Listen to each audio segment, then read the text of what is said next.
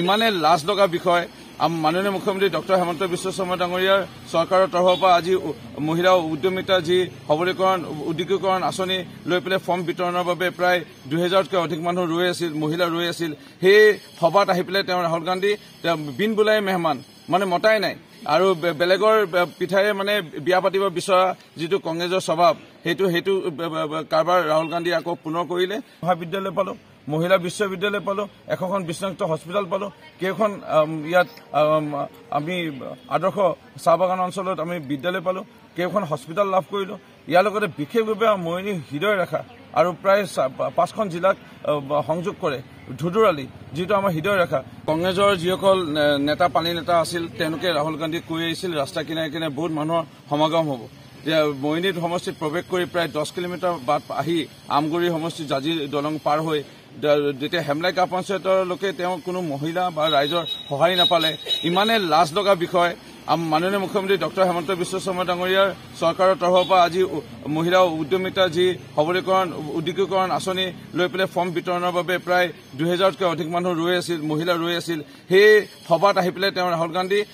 bin বুলাই মেহমান মানে মতাই নাই আৰু বেলেগৰ পিঠাৰে মানে বিয়া পাতিব বিচৰা যিটো কংগ্ৰেছৰ স্বভাৱ সেইটো কাৰবাৰ ৰাহুল গান্ধী আকৌ পুনৰ কৰিলে যি আমাৰ মাননীয় মুখ্যমন্ত্ৰী ভাৰতীয় জনতা পাৰ্টীৰ এই চৰকাৰৰ আঁচনি এই আঁচনিত গ্ৰহণ কৰিবলৈ অহা 2000 মান মহিলাৰ সমাগম দেখি পেলাই মহিলা যিটো ৰাস্তা কিনাৰত নেদেখিলে সেই তাত আহি পেলাই প্ৰৱেশ কৰিলে এতিয়াও মানে ৰাহুল গান্ধী বিজেপিৰ সহায় লৈ পেলাইহে তেওঁ ৰাজনীতি কৰিব বিচাৰিছে ইমানে লাজ লগা বিষয় বিজেপিৰ সহায় লৈ ৰাহুল গান্ধী ৰাজনীতি কৰিব বিচৰা মানে এইটো আৰু এটা হাস্যকৰ বিষয় হৈছে সঁচাকে ৰাহুল গান্ধী পাপুৱে হৈ থাকিল আৰু ইমানে লাজ লগা বিষয় মাননীয় মুখ্যমন্ত্ৰী ডক্টৰ হেমন্ত বিশ্ব শৰ্মা ডাঙৰীয়াৰ চৰকাৰৰ তৰফৰ পৰা আজি মহিলা উদ্যমিতা যি সবলীকৰণ উদ্যোগীকৰণ আঁচনি লৈ পেলাই ফৰ্ম বিতৰণৰ বাবে প্ৰায় 2000তকৈ অধিক মানুহ ৰৈ আছিল মহিলা ৰৈ আছিল সেই সভাত আহি পেলাই তেওঁ ৰাহুল গান্ধী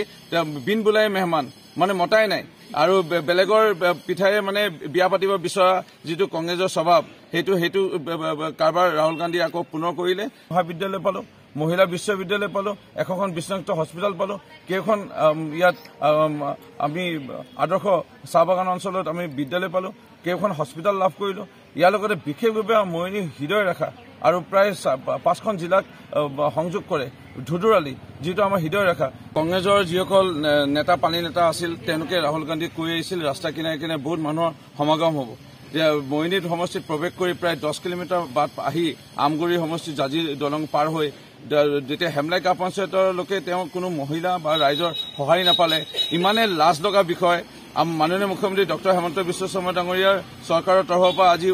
মহিলা উদ্যমিতা যি সবলীকৰণ উদ্যোগীকৰণ আঁচনি লৈ পেলাই ফৰ্ম বিতৰণৰ বাবে প্ৰায় 2000তকৈ অধিক মানুহ ৰৈ আছিল মহিলা ৰৈ আছিল সেই সভাত আহি পেলাই তেওঁ ৰাহুল গান্ধী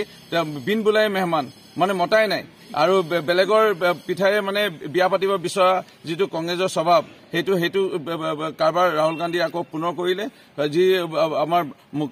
মাননীয় মুখ্যমন্ত্ৰী ভাৰতীয় জনতা পাৰ্টীৰ এই চৰকাৰৰ আঁচনি এই আঁচনিত গ্ৰহণ কৰিবলৈ অহা 2000 মান মহিলাৰ সমাগম দেখি পেলাই মহিলা যিটো ৰাস্তা কিনাৰত নেদেখিলে সেই তাত আহি পেলাই প্ৰৱেশ কৰিলে এতিয়াও মানে ৰাহুল গান্ধী বিজেপিৰ সহায় লৈ পেলাইহে তেওঁ ৰাজনীতি কৰিব বিচাৰিছে ইমানে লাজ লগা বিষয় বিজেপিৰ সহায় লৈ ৰাহুল গান্ধী ৰাজনীতি কৰিব বিচৰা মানে এইটো আৰু এটা হাস্যকৰ বিষয় হৈছে সঁচাকে ৰাহুল গান্ধী পাপুৱে হৈ থাকিল আৰু